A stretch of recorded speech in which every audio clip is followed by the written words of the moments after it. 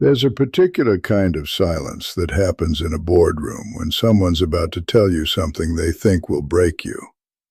I know it now. I knew it then too, but I pretended I didn't. That's something I'd learned over 14 years in finance and operations. The art of keeping your face neutral while your mind is already 3 moves ahead, already gaming out scenarios, already understanding the thing they're about to say before they even open their mouth. My name is Marcus Thornton. I'm 44 years old, and for the last 14 years, I've worked my way up to Senior Director of Finance and Operations at Hartwell Logistics Group in Chicago.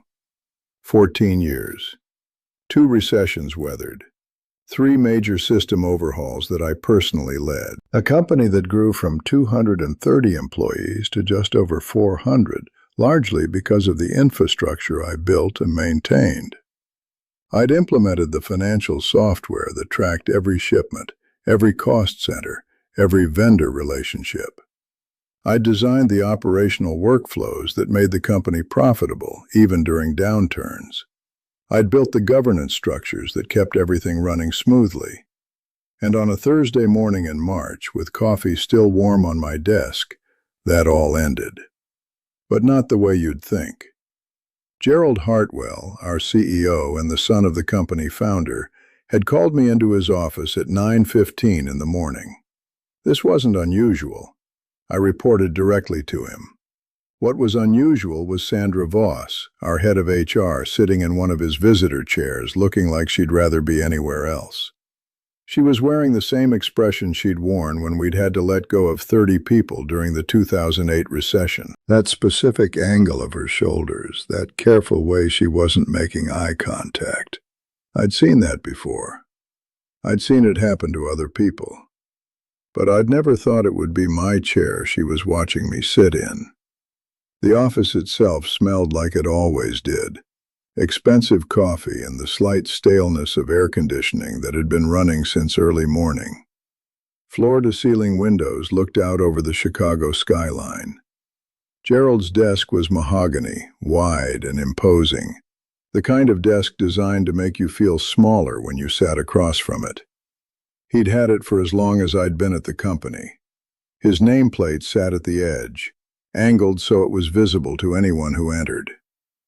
"Marcus," Gerald started, leaning back in his chair with this small smile on his face that I'd come to recognize over the years as his "I'm about to do something I find amusing" smile. It was a smile I'd seen him use in board meetings when he'd made a decision that nobody else agreed with, but he was going to implement anyway. It was a smile that meant he was confident and didn't care what anyone else thought. "We need to talk about restructuring." Restructuring. Corporate speak for everything from "we're going to cut costs" to "you're finished here." I kept my expression neutral. 14 years had taught me that much. Don't let them see the surprise. Don't give them the satisfaction of watching it land. My coffee cup sat on the small table between us, still warm, still untouched since I'd brought it from my office. I noticed Sandra's fingers were gripping the arms of her chair a little too tightly. "The company's at a stage where we need fresh energy in some key areas," he continued, his voice taking on that earnest tone that meant he was saying something he'd rehearsed. "New perspectives, different ways of thinking. And I've decided that your role, your current role, would be perfect for someone who's coming into our family." Literally. There it was. The moment I understood exactly what was happening. Gerald had a nephew, Cody Hartwell, 27 years old, the kind of guy who wore expensive clothes that didn't quite fit him right, who talked too much in meetings but never said anything of substance, who had somehow managed to get a business degree from a mid-tier university and still seemed shocked that the real world worked differently than his classroom experience had suggested. No logistics experience. No supply chain background, no operations experience at all, no actual knowledge of what his uncle's company did. But he had one thing that mattered in Gerald's world, one thing that trumped every other qualification: the right last name. You're bringing Cody into my position? I asked. Not really a question. A confirmation of what I already knew to be true. I was surprised at how calm my own voice sounded. Not quite, Gerald said, and that smile got wider, like I'd just confirmed something he'd wanted to prove. We're restructuring your position, creating something new. You'd be stepping back into more of a consulting capacity. Focus on the financial analysis side, less operational responsibility. You know, Cody brings a fresh perspective. He's thinking about where logistics will be in 10 years, not where it is today. He's thinking big picture. You're simply not on his level, sorry. We need someone who thinks like a Hartwell, who understands the vision I have for this company. There was no irony in his voice, none. He genuinely believed this, that somehow a 27-year-old with a business degree from a school that was known more for its football team than its academic programs and zero real-world experience, understood operations better than someone who'd spent 14 years building and maintaining operational infrastructure, who'd personally handled the logistics when the company tripled in size, who could tell you exactly how every part of the system worked and why it worked that way. Sandra cleared her throat quietly.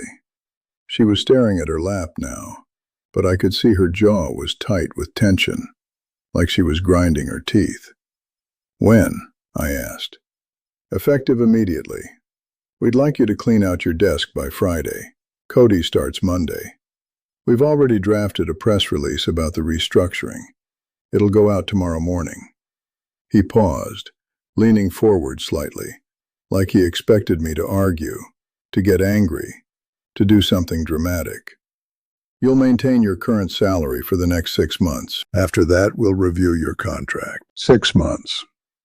They were buying themselves time to either figure out how to push me out completely or to make it seem like I left voluntarily. Either way, I had a countdown clock now. And more than that, I had something much more valuable than a countdown clock. I had access. For 14 years, I'd been the person everyone went to when they needed something financial. I was the one who knew where every file was stored, who had passwords to systems that nobody else used, who understood the architecture of the financial infrastructure I'd spent years building. I had visibility into everything that happened in this company at a detailed level that nobody else possessed. And in that moment, I understood exactly what that meant. I hadn't deleted a single thing. I hadn't transferred any passwords yet. I hadn't done what someone in my position might do right now. Reach out to a lawyer, start documenting things, prepare for a fight. Instead, I smiled. I smiled a real smile, because in that moment, I realized something that Gerald Hartwell didn't understand. He thought he was making a power move. He thought he was the one in control, that he'd just shuffled the pieces on the board and won the game. But I'd just been handed the nuclear football, and he had no idea it was in my hands. Thank you for being so direct, I said. My voice was steady. Seriously, I appreciate that you're speaking what's actually on your mind instead of wrapping it up in corporate speak. I stood up, straightening my jacket. I'll have my desk cleared by Friday. Gerald looked almost disappointed, like he'd wanted me to fight, to challenge him, to make this dramatic, like he'd prepared arguments for a battle that I was simply walking away from. Sandra stood up too, her face carefully neutral, and I realized she was probably expecting me to at least ask questions about severance, about whether I could talk to an employment lawyer, about whether this was even legal. I didn't ask any of that. I didn't ask anything. I walked out of his office, back down the hallway to my own office, the corner office with the view of Lake Michigan in the distance, and I closed the door. My heart was racing. My hands were shaking, just slightly. I sat down in my chair and I forced myself to breathe, one breath at a time, until my hands stopped trembling. Then I opened my computer and I started to think.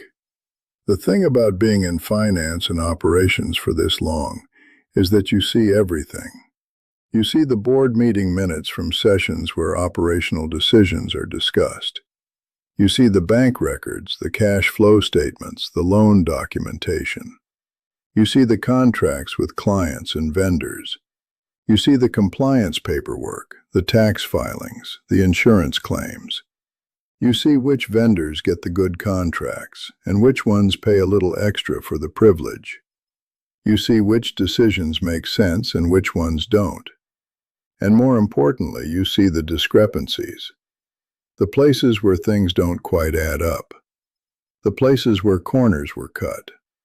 The places where decisions were made that probably shouldn't have been made.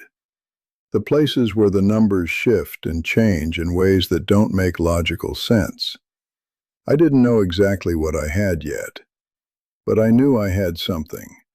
I spent the rest of Thursday and all of Friday methodically going through my files. I wasn't panicked. I wasn't angry, though that would probably come later. I was methodical, careful, deliberate, not copying anything yet. Not forwarding anything, not doing anything that would trigger alerts or create evidence of theft or industrial espionage.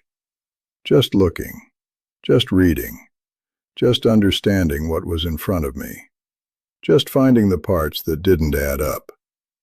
The thing about having 14 years of experience in an organization is that you develop a kind of pattern recognition. You know what's normal and what's not. You can feel when something is off. You can sense when the numbers don't quite match the narrative. And on that Friday afternoon, sitting in my corner office with the Lake Michigan view, I felt it everywhere. I pulled up the loan documentation first. We'd taken out a refinance loan 2 years ago for $7.5 million. The terms were standard, the rate was reasonable, the documentation was all there. But there was something odd about how the loan had been structured.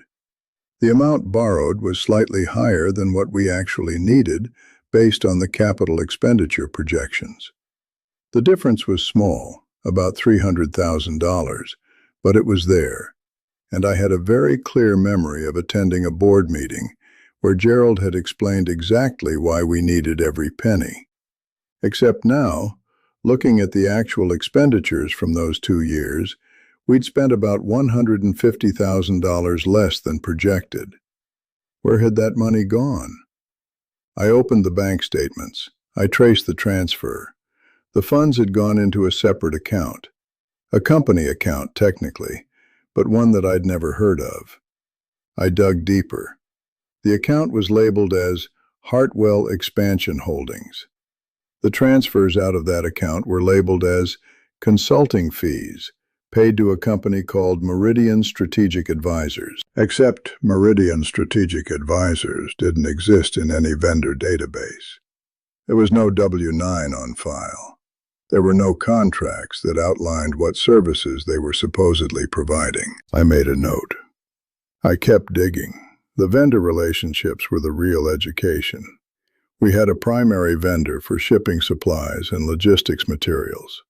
They'd been with us for years. Their pricing had always been competitive, but about 18 months ago the pricing had started going up. Not slowly, noticeably up. Their margins on what they were selling us had increased by about 20%. The quality of the product hadn't improved. The service level hadn't improved, but the price had. At the same time, I noticed that one of the vendors we'd used previously, a company that had actually offered better pricing and service, had been dropped. When I looked at the reason for dropping them, the file just said, "Decided to consolidate vendors." But there was no analysis, no comparison, no documentation of why this decision made sense.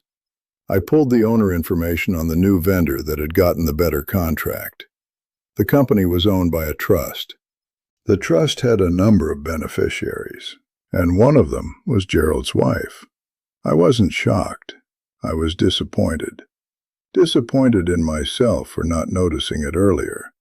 Disappointed in Gerald for being predictable enough that I could find it so easily.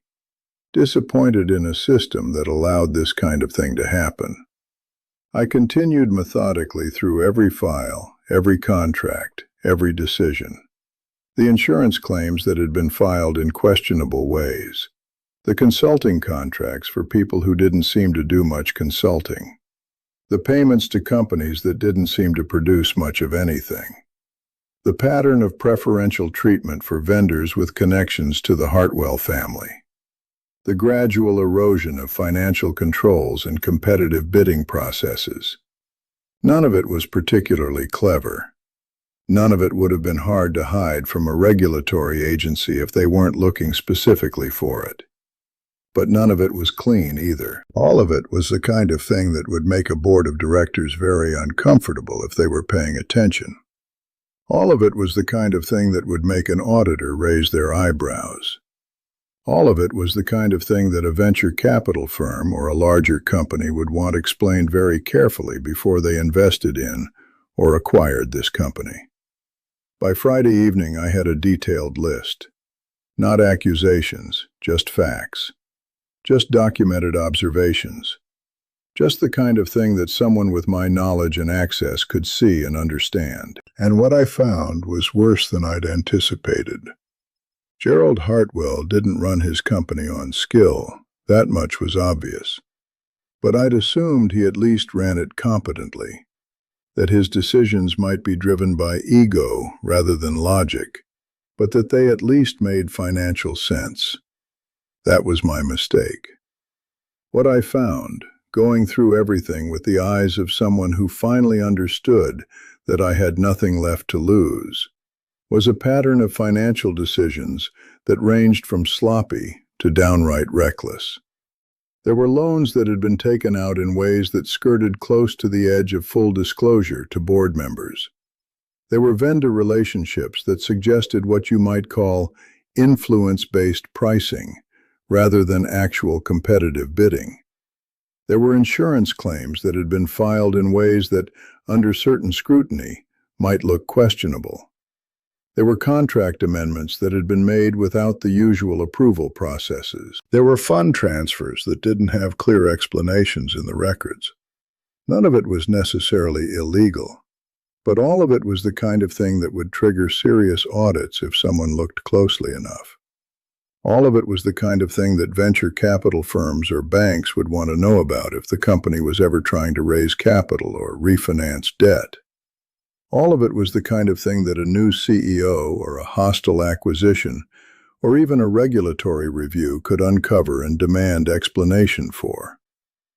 By Friday at 5 o'clock, I had my personal items in a box. My degrees, framed on the wall. My photos, one of me at graduation, one of me with my team at a company dinner 5 years ago. The small gifts from various corporate anniversaries. The desk accessories I'd collected over 14 years. My office looked like it had been erased, like I'd never been there. I walked out of the building, and I drove home in the evening traffic. And I sat in my apartment in Chicago looking out at the neon glow of the downtown skyline, and I made a list. The list wasn't about revenge. That's important to understand. I'm not someone who burns things down just to watch them burn. But I am someone who understands leverage, and I am someone who protects himself. I understood that what I just witnessed was a violation, a betrayal of 14 years of loyalty and hard work, replaced by the whim of a man who valued bloodline over competence. The weekend was long. I went to the gym where I spent time on the elliptical machine just thinking. The repetitive motion was therapeutic. Up and down, breath in and out. Around me were other people working out, each of them lost in their own thoughts. I thought about what the last 14 years had meant. I thought about the people I'd trained, the systems I'd built, the company I'd watched grow from 200 people to 400. I thought about the Friday afternoon meetings where we'd solved major logistical problems as a team. I thought about the satisfaction of seeing a workflow you designed actually function the way you'd planned it. And I thought about how none of it had mattered in the end. What mattered was blood. What mattered was a last name. What mattered was being Gerald's nephew instead of being Marcus Thornton, the guy who'd actually done the work. The fairness of it, or rather the complete unfairness of it, settled over me like a weight. I pushed harder on the machine, burning through anger and frustration in the only way I knew how. I took a walk along the lake on Saturday, watching the waves come in and go out with predictable rhythm. The weather was cool, but not cold. The sun was just beginning to think about spring. I watched people jogging, people walking their dogs, people sitting on benches looking out at the water. Life continuing as normal for everyone else.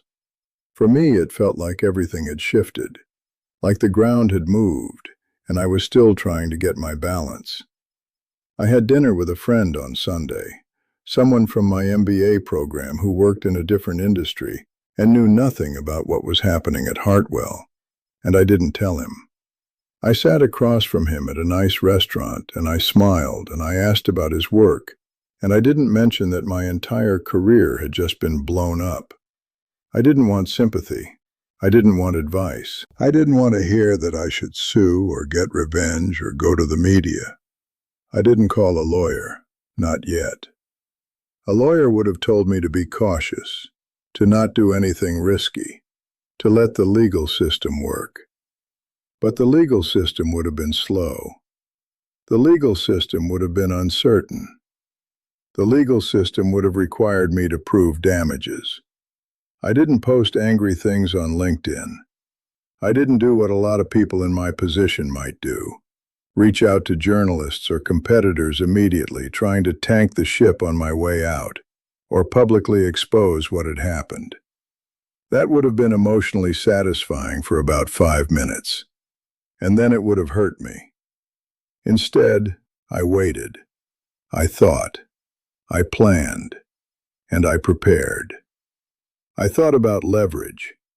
I thought about what I actually wanted out of all of this. I thought about the difference between being right and being smart. I thought about the fact that being right would feel good, but being smart would feel better. Monday morning came, and I knew that Cody Hartwell would be walking into my office, his office now, for the first time. I knew there would be a team meeting where he'd probably try to make some kind of inspiring speech about fresh energy and new directions. I knew that people would be confused and processing what had happened. I knew that Cody would walk in completely unprepared for what he was about to face. And I knew that the real work was about to begin. I made a call. Phil Okafor and I had worked together 8 years ago at a logistics consulting firm called Branson McKenzie. We'd stayed in touch loosely, the kind of professional friendship where you reconnect once a year, grab coffee occasionally, catch up on LinkedIn, maybe exchange the occasional email about industry news. Phil had moved into a senior role at Meridian Logistics about 5 years ago, a company about twice the size of Hartwell, with significantly better governance and much more professional management. I'd always respected Phil. He was the kind of guy who made decisions based on data and logic rather than ego. He was the kind of guy who understood that a company was only as good as the people running it.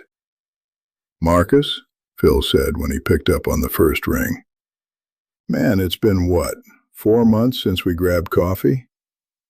"Closer to 6, I said. My voice was calm and professional. "Phil, I'm calling because I might have an opportunity for you. A business opportunity." There was a pause. Phil was smart enough to know that Marcus Thornton, someone he knew was solid and careful and not prone to hyperbole or dramatic gestures, wasn't calling on a Monday morning to pitch some get-rich-quick scheme or some half-baked idea. If I was calling him about a business opportunity, it was probably something worth listening to. "I'm listening," he said.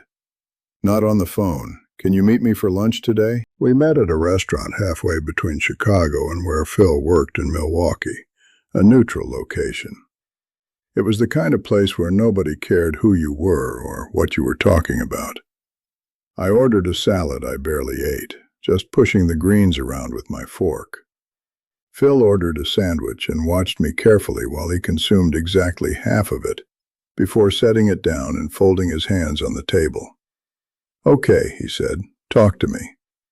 I told him in careful detail about everything I'd found, about the financial discrepancies and what they meant, about the loan structures and how they skirted close to the edge of full disclosure, about the vendor relationships and how they suggested favoritism rather than competitive selection, about the pattern of decisions that suggested a company being run by someone far more interested in maintaining control and family legacy than in actually operating a successful business. I explained the specific numbers, the specific contracts, the specific times when things had gone sideways.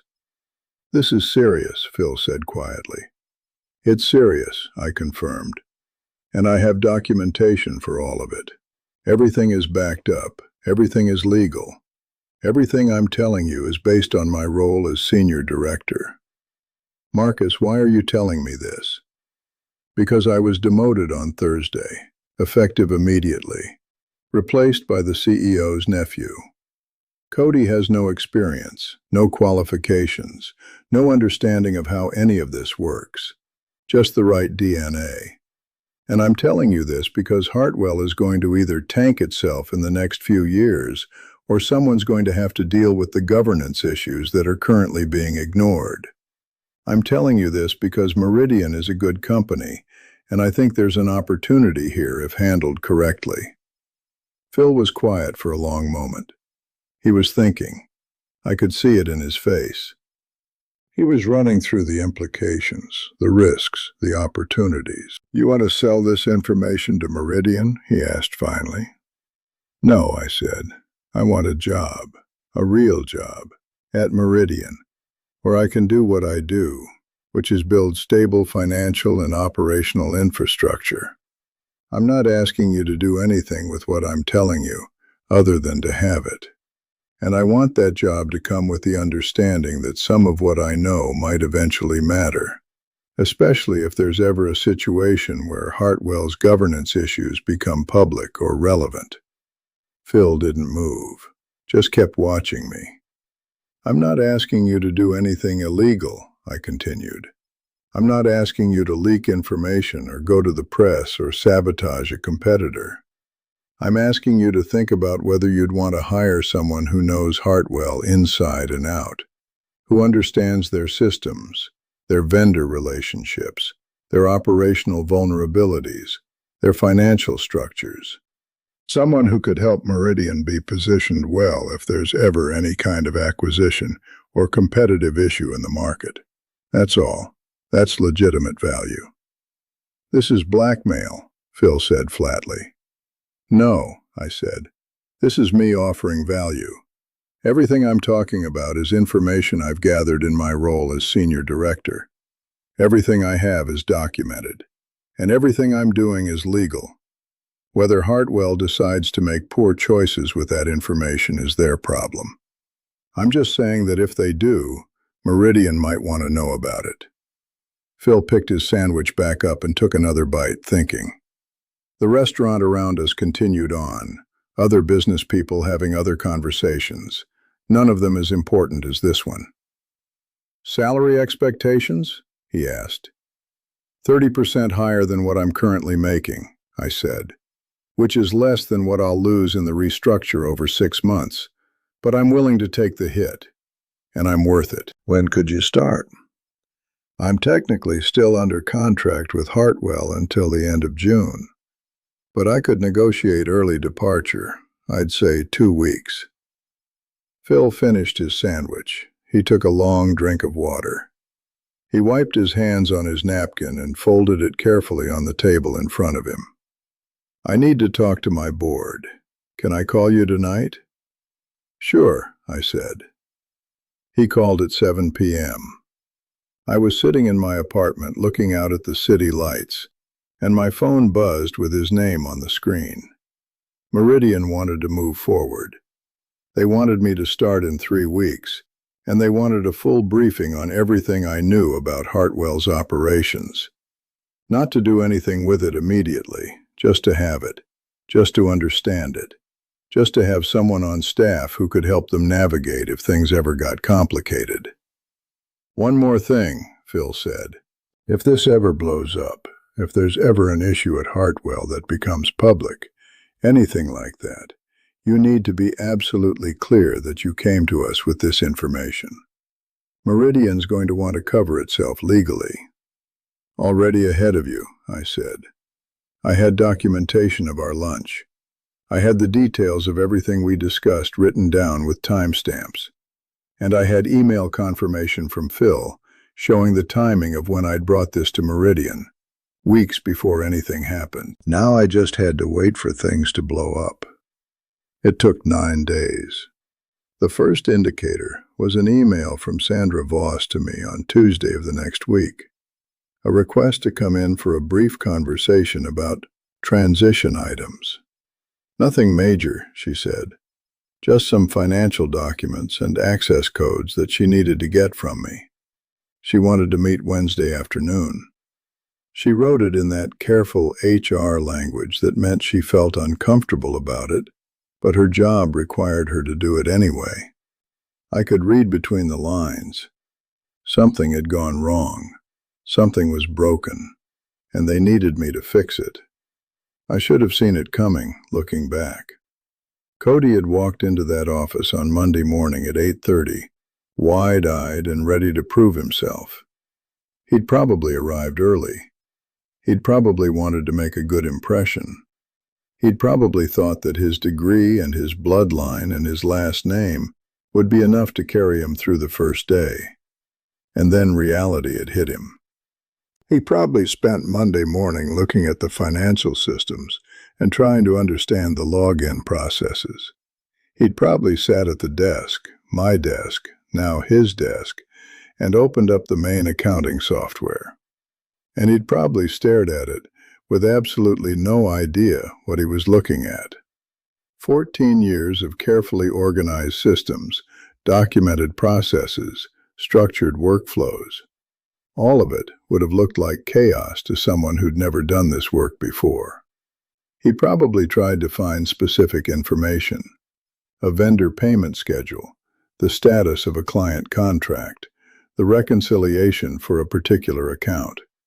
And he probably couldn't find any of it, or he found it in a different place than where he expected it to be, or he found it but didn't understand what it meant. By midday Monday, he'd probably had the first crisis, a client calling with a question about their shipment, Cody not knowing how to answer, Cody not knowing where to look for the information, Cody probably passing the call to someone else on the operations team, making himself look incompetent on his very first day. He probably made it through Monday by pretending things were fine, by nodding when people talked about procedures, by saying things like, "Yeah, I'm still getting up to speed," and "Marcus did things a certain way, but I'm thinking about new approaches," by looking busy without actually accomplishing anything. But Tuesday morning would have been worse. Tuesday was when the real questions would have started coming in. The vendors wanting to know about their contracts, the bank calling about a wire transfer, the insurance company needing clarification on a claim. All of these things that needed answers. All of these things that Marcus Thornton would have answered in about 5 minutes, no problem. And Cody would have realized that he had absolutely no idea what he was doing. He probably lasted until Tuesday afternoon before panic started to set in. Before he walked into someone's office, likely Sandra, looking pale and asking what exactly he needed to access to actually do his job, what he needed to know, how any of this worked. And Sandra, being the competent HR professional that she was, would have immediately recognized that this was a problem. Transferring access and knowledge would be necessary. She would have realized that Cody couldn't keep using my credentials to access everything. She would have scheduled a meeting to get what she needed from me. I met with Sandra on Wednesday afternoon in a small conference room off the main hallway. She looked uncomfortable, which made complete sense. In a company with 400 employees, everyone probably knew by now that I'd been pushed out and replaced with the nepotistic hire. They probably knew that I'd been demoted despite 14 years of service. Sandra had been forced to facilitate that. She'd been put in the position of helping to execute her boss's ego-driven decision. It probably didn't feel great to her, even if she'd agreed it was the right move. "I just need the administrative access codes," she said carefully, reading from a small list she'd prepared. "Everything that you use to manage the financial systems, the banking portal, the accounting software, the vendor management system. We'll be changing the passwords anyway. But Cody needs to be able to log in as himself rather than using your credentials." "Of course," I said. "I can transfer everything by end of day tomorrow." But that night, I didn't go home. I stayed in my apartment, and I did something very carefully. I logged into every single system that I had access to, and I pulled complete backups of every file I could access. Financial statements for the last 5 years, every expense report ever filed, every invoice ever received, every email in the shared financial account, every draft of every contract, every bank statement, every loan document, every amendment, every memo. I created a folder on an external drive that was about 40 gigabytes of files. And then, methodically and carefully, I organized it, labeled it, documented where everything was, created an index of what was important and why. The next day, I transferred the administrative access codes to Sandra as promised. I wrote down the passwords, explained how the two-factor authentication worked, showed her how to change them so nobody could use the old codes anymore. I was professional. I was helpful. I was the person leaving on good terms, doing everything right. What I didn't transfer was the knowledge of what was actually in those systems, what discrepancies existed, what didn't add up, what needed to be questioned, what would look wrong to someone who knew how to look for it. That knowledge stayed with me. I sent the external drive to a secure storage facility with a letter explaining exactly what was on it, how to access it, and under what circumstances someone should probably care about it. I sent the letter to my personal attorney. I sent copies to Phil at Meridian. I also sent a copy to myself, certified mail, which I didn't open. I just let it sit there, proof that I'd had this information, proof of the timing, proof of everything. And then I negotiated my exit from Hartwell. Gerald was happy to let me go, relieved actually. I think I was probably a physical reminder that he'd made a decision based on ego rather than competence. Every time he saw me walking down the hallway, he was reminded that he'd chosen his nephew over someone with 14 years of proven success. Sandra worked with me on a severance agreement that was generous for everyone involved. I would leave at the end of that week. I would keep my health insurance through June. I would get a neutral reference. I would not trash talk the company or the decision. And everyone would pretend it was mutual. Everyone would agree that it was a good decision for everyone involved. Everyone would move on. I spent my last Friday clearing out the few remaining personal items from the office they'd moved me to, a smaller space in a different section of the building, far away from the operations I'd spent 14 years building. It was exactly the kind of petty power move that confirmed everything I'd suspected about how Gerald's mind worked. He wanted me gone. He wanted me out of sight. He wanted to pretend I'd never been there. Monday of the next week, I started at Meridian. The office was larger, newer, in a better location. The people I met seemed competent and professional. Phil introduced me around to the other leaders, gave me access to the systems I needed, and told me to get comfortable. He introduced me as someone who'd come from a company that was going to be a competitor, which was technically true, but also gave people the impression that I was strategic hire rather than someone who'd been pushed out. And we waited. It took 22 days for things to start falling apart at Hartwell.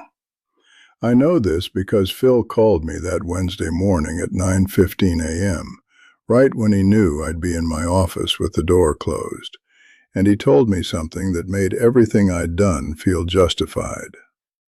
Cody Hartwell, in an effort to prove himself to his uncle, had decided that the company should pitch itself as a potential acquisition target to a larger logistics firm. This was Cody's idea of a power move, his way of showing that he understood the future of the industry better than I ever could. He wanted to bring the board a billion-dollar deal. He wanted to be the one who took the family company to the next level.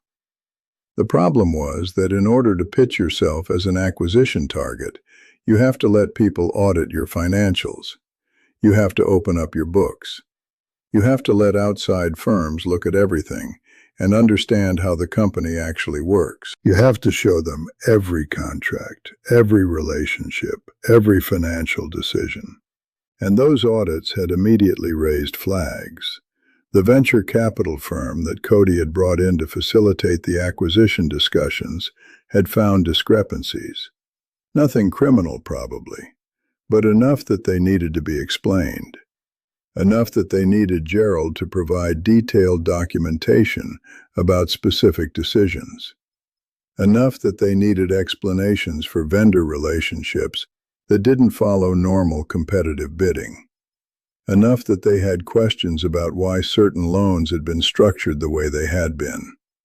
The acquisition talks came to a complete halt while someone very expensive from the venture capital firm tried to figure out whether they were looking at incompetence or fraud, while lawyers got involved, while auditors started pulling files and asking questions. Gerald had apparently panicked. Phil told me this with a kind of careful tone that meant he was trying not to sound too pleased about it. Gerald had called an emergency board meeting. He'd asked for an internal audit. He'd probably realized that he was going to need someone who actually understood the financial infrastructure of his company, someone who could explain what had happened and why. And that someone was no longer there. He'd probably tried to call me, Phil said, but I wasn't picking up my phone because I'd changed my number. I didn't hear about this directly from Hartwell. I heard about it from Phil. And Phil waited 3 days and then casually mentioned it over email, like it was just a heads up from one friend to another, something he thought I might want to know. And that's when I knew that Meridian's leadership had decided to let things play out naturally. They weren't going to leak information. They weren't going to do anything that could be traced back to me. They were just going to let the fact that I'd come to them with information about governance issues at Hartwell speak for itself in any future dealings. It was actually elegant. By the following week, the acquisition talks had collapsed entirely, and Cody had sent out an email to the entire company saying that he was stepping back from the director role to focus on personal development opportunities. That was corporate speak for, I'm getting pushed out and we're trying to make it sound like it's my choice. The email also said that an interim operations leader had been brought in from outside to help stabilize the company during this transition period.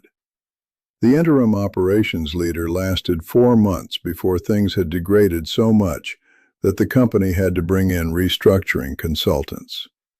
4 months of Cody trying to do a job he wasn't qualified for, making mistakes that compounded on previous mistakes, trying to fix problems he'd created but didn't understand. The restructuring consultant spent 8 weeks analyzing the company's operations, its financial controls, its vendor relationships, and its governance structure. 8 weeks of going through every file, every decision, every contract, every relationship. 8 weeks of understanding exactly what had gone wrong and why. And at the end of those 8 weeks, they presented their findings to the board. Those findings were damning. Not legally damning, necessarily, but damning enough that Gerald's tenure as CEO became untenable. The board held a vote, and Gerald Hartwell, founder's son, the man who'd run the company into the ground through ego and nepotism, was asked to step down. He was replaced by the interim operations leader, a woman named Catherine Chen, who'd come in from a much larger logistics firm, and who actually knew what she was doing. Catherine understood systems and governance. Catherine understood how to make decisions based on data rather than ego. Catherine was everything Gerald wasn't. One of her first moves was to contact Meridian Logistics about some consulting work. Catherine had questions about best practices. She wanted to understand how a similar company had structured its financial and operational controls. She wanted to learn from what worked at companies that were successful. And miraculously, Meridian had someone on staff who had deep, intimate knowledge of Hartwell's operations. I was invited to participate in those consulting discussions.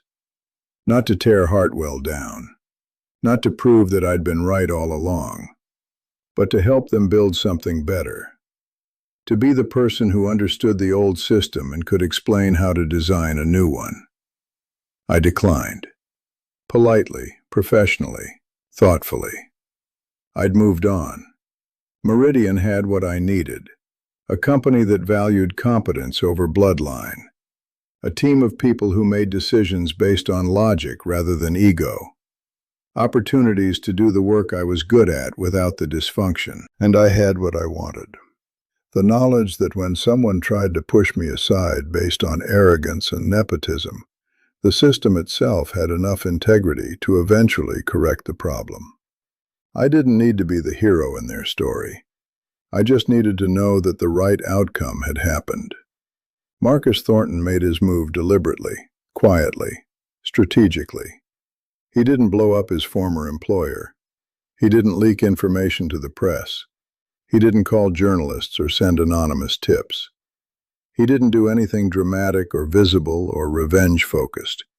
He didn't sabotage systems or delete files or do anything that would create legal liability for himself.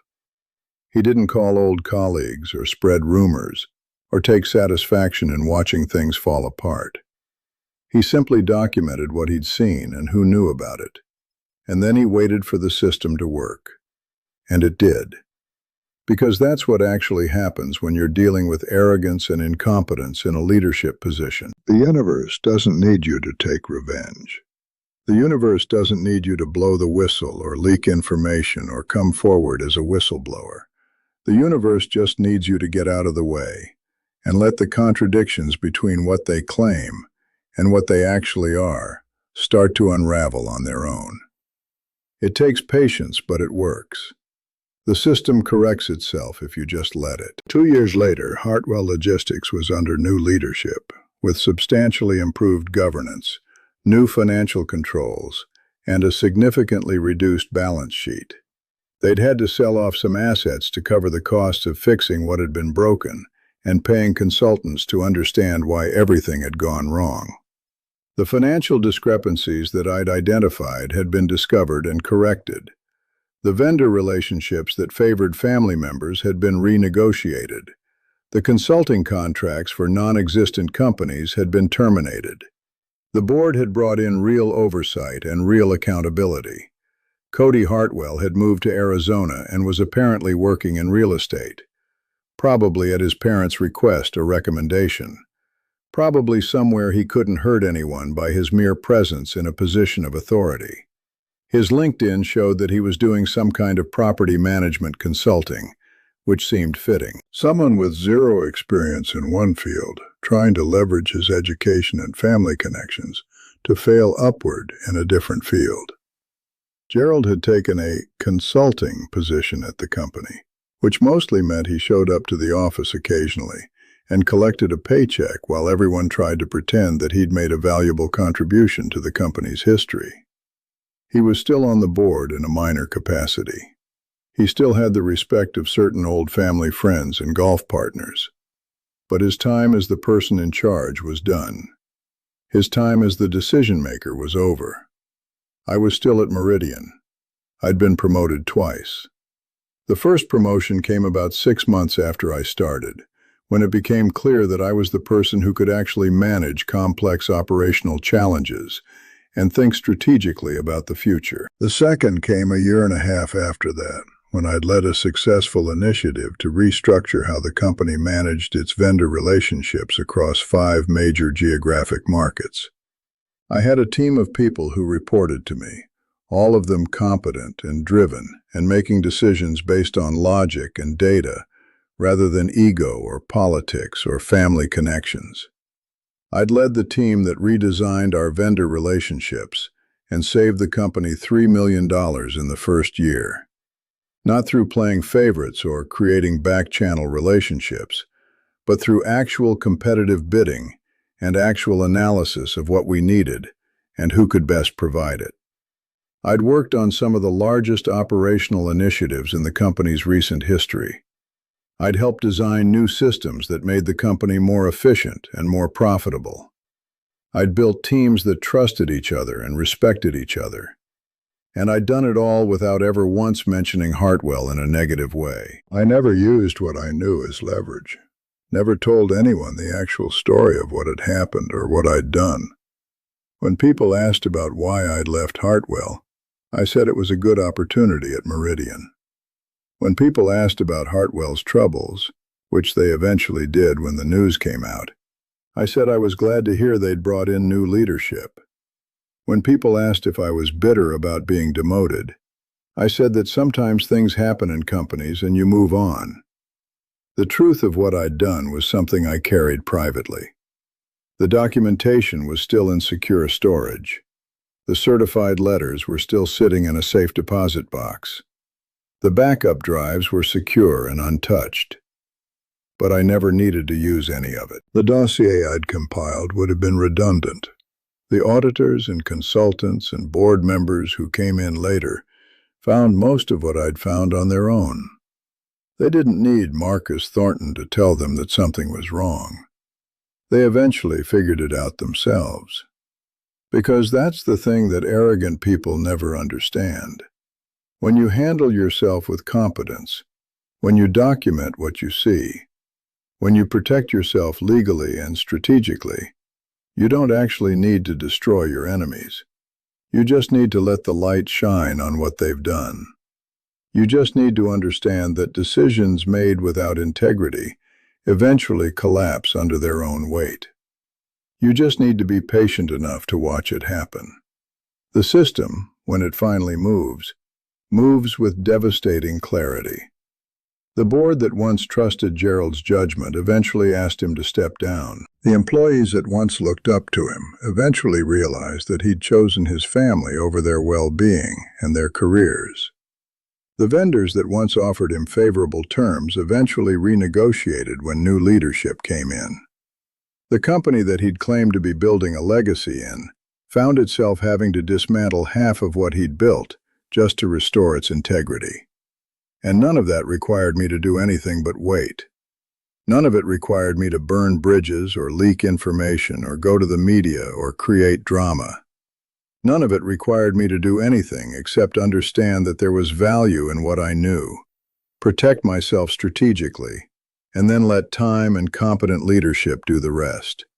Because the system, if it has any integrity at all, will always do the rest. It just takes patience.